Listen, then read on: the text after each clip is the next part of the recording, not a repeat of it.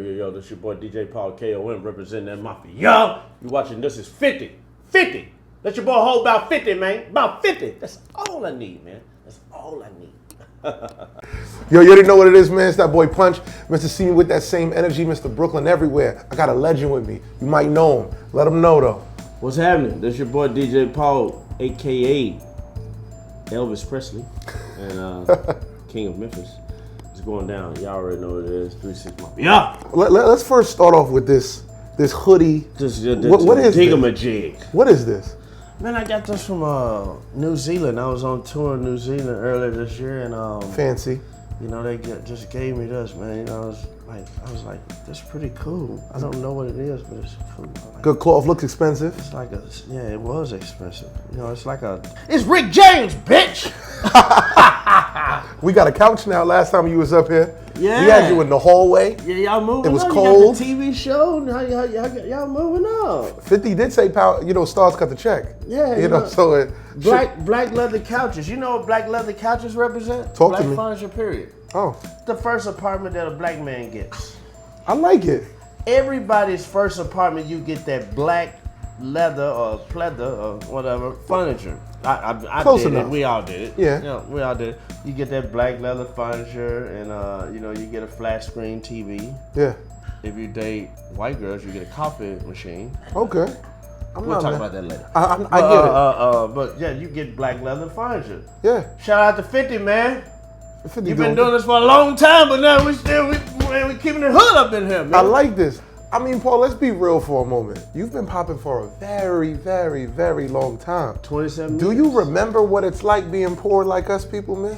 It's hard for me to believe it, I'm gonna be honest. Man, we all poor out here. Subjectively. We all poor, man. Because you know what I found out? Having less make you rich. Rich is a state of mind. It ain't about money. It's about, you know, having less clutter. You know, like, I bet y'all felt richer when y'all was out there in that lobby doing the interviews than you did in this room. Because having in the openness makes you feel richer. I've been studying this thing called minimalism. Minimalism, okay. Minimalism, and it's basically about two guys that worked the same job, and they had the same amount of money, but one dude was the one that was considered rich because he took the vacations, he traveled, he did all this. Okay. The other dude had an apartment with like 2 living rooms that he didn't need, and all these cars and this and that. He was like, I don't feel rich, because he had all the clutter, stuff was everywhere, all these things that you don't need. And he's like, I'm gonna come over there to your house. We're gonna pack up everything like you moving, and we're gonna unpack just the stuff you need to survive. A couple of suits, pots, pans, whatever, you know, a few things. And he said, when I looked at it, it was only like 52 things that I need. This is real. This is real. Okay. I didn't need all of this. And he said, I felt more richer by having less than I did by having more. A lot of people think being rich is having a bunch of shit. Who the fuck, when you think about it, who the fuck want expensive bills? Even the richest man in the world got side jobs. Talk to him. You know, Donald Trump, he was rich. He didn't have to be the president. He didn't have to do reality TV and all this shit, but he's still doing it. Yeah. You know, we all got all these extra hustles that at the end of the day probably kill you more than help you. A lot of times winning the game is not even being in the game. Yo, you're dropping a lot of shit. Winning in the game is not even about being in the game. Sometimes you can win without even being in the game. Is that how you feel? No, that's just a way of life.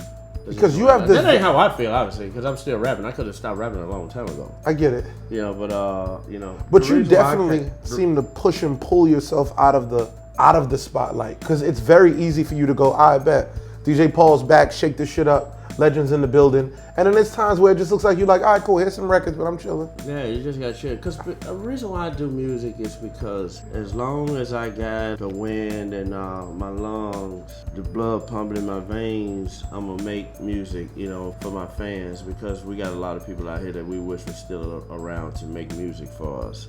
Like Michael Jackson, yeah. Prince, yeah. You know, we could go for days, Bobby Womack, my brother Lord F. Mascoosta nigga, rest in peace, all those, Pimp C. You know, so as long as I can do it, as long as I got the energy to play this keyboard and make these beats and make these songs. I'm gonna do it for the fans. Yeah.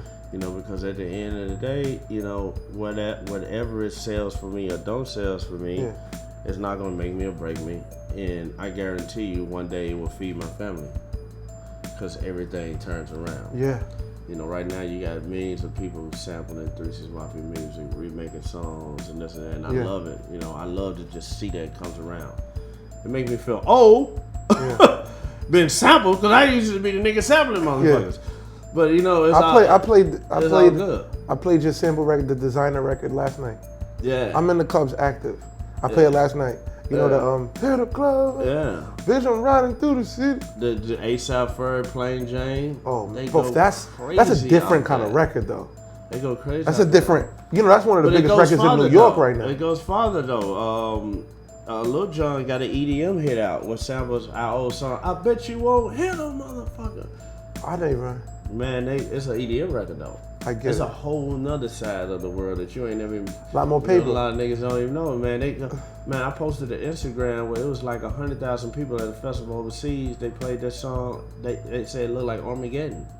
Motherfuckers had flamethrowers. They was throwing flags. People went bananas. 20 years later, after I made this song, niggas are going fucking crazy. It's a good thing, man. You know, 3 6 Mafia basically was just before our time, and it's good. You know, it was a blessing from God. You really feel like that? I feel like y'all stapled in to the culture, so I don't think anybody. You feel like people like look over y'all impact? No, what I'm saying is like the music was so ahead of its time. Like I'm saying, 20 years later, songs that we wrote. Oh, okay. Slob on the Knob was wrote in the 8th grade. What do you mean? For real? Yeah, that song was made in the 8th grade. Now, you know, 20-something years later, that song is still rocking clubs. So that's what I'm saying. Slob on the Knob just peaked #1 on Spotify or something like a few days ago. I'm like, God damn it. Like, what the hell? People hit me on Instagram like, man, y'all just peaked #1 on Spotify. Because of the Ferg's attention on it? Probably because of all the people that's remaking it. Because there's a bunch of people that, you know, remade at least the feel of it. You know, like the new G-Eazy, A$AP Rocky song. Yeah. They got like the feel of it or whatever, you know. So I guess that's probably why. But yeah, it's like people fucking love that song, man. Sit back and get some good publishing. Some cold publishing. Yeah. A couple black couches you could get with that. You can get some black couches with that. A couple black couches. Because black couches are only $6.99 for the whole set, including the TV. I get so, you can do some stuff. I'm not bad at it. All right, let's take this. Memphis in 2000 versus Memphis in 2017. How does that feel to you differently? Man, it's basically still the same. Not the music, obviously, but the fans of the music, they will never leave. People in Memphis they love Memphis music. Yeah. They love Memphis music. You know, obviously there's some artists out there that stirred away from the Memphis sound, you know, but they had to do what they had to do to get their checks. That's why I don't have a problem with that. The original Memphis sound of music that A-Ball and MJG, 3 6 Mafia, you know, we created will never leave. They just love it still today. You can't take it from them. Yeah. You can never take anything that the Memphis musicians did from them, you know. The Barcades, all those guys, Isaac Hayes, all that, you know. Isaac Hayes won an Oscar. Crazy. In like 1974. Then another Memphis, you know, group win an Oscar. You know, Elvis Presley. You know, we could go for days, man. It's classic people that came about that city with the music. Yeah. Are you listening to the new guys like avidly? Yeah, I listen to new guys all the time. You know, because I'm a DJ as well. So yeah. Who catches your ears? I fuck with Lil Yachty. Because Lil Yachty is so different with it. You know, he doing something that, you know, to me, don't sound like nothing else that nobody is doing. You know, and a lot of people always try to bring some hate into it. Like, what do you think about the new guys? You know, you've been an OG. What do you think about the new guys? This and that. I'm like, you know what? I mean, the Temptations didn't sound like the Delphonics. You know, this and that. You know what I'm saying? Michael Jackson didn't sound like Prince.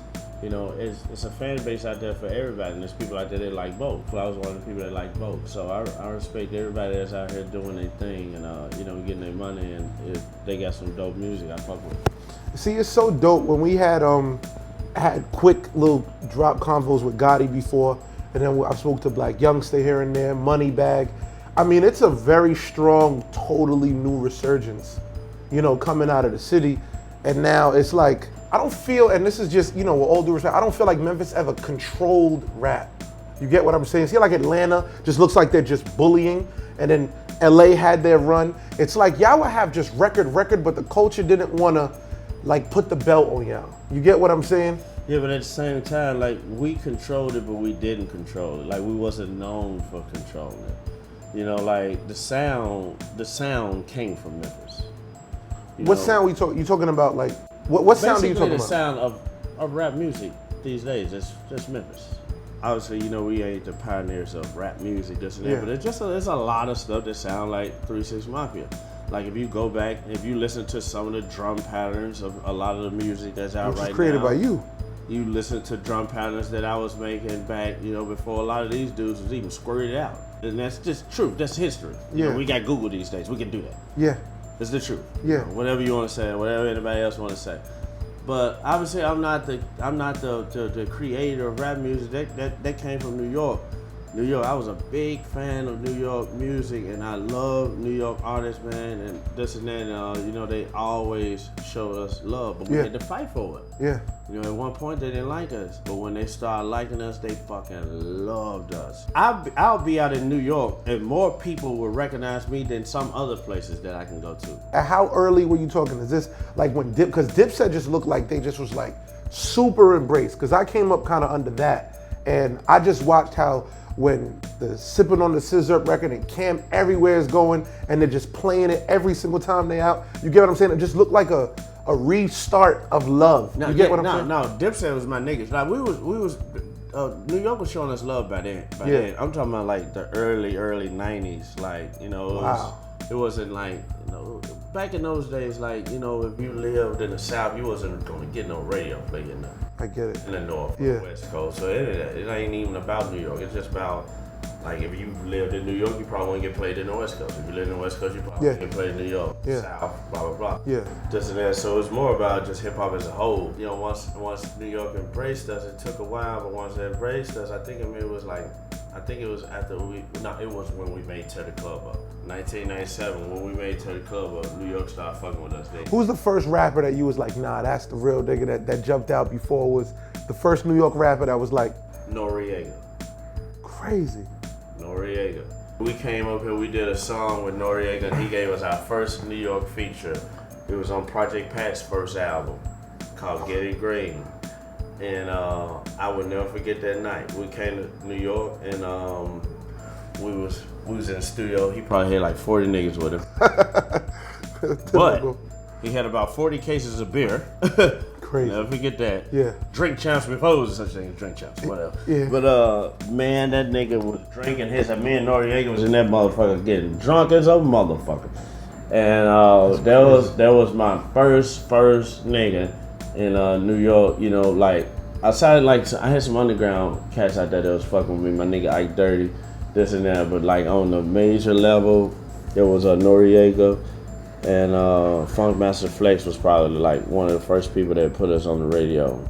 It's so crazy. Flex was talking crazy the other day, saying how he's controlled radio for over 20 years, and we start really watching the reach and really the impact of from the start to now. And to really think about how you're saying how Flex was helping responsible for breaking it since 97, 98.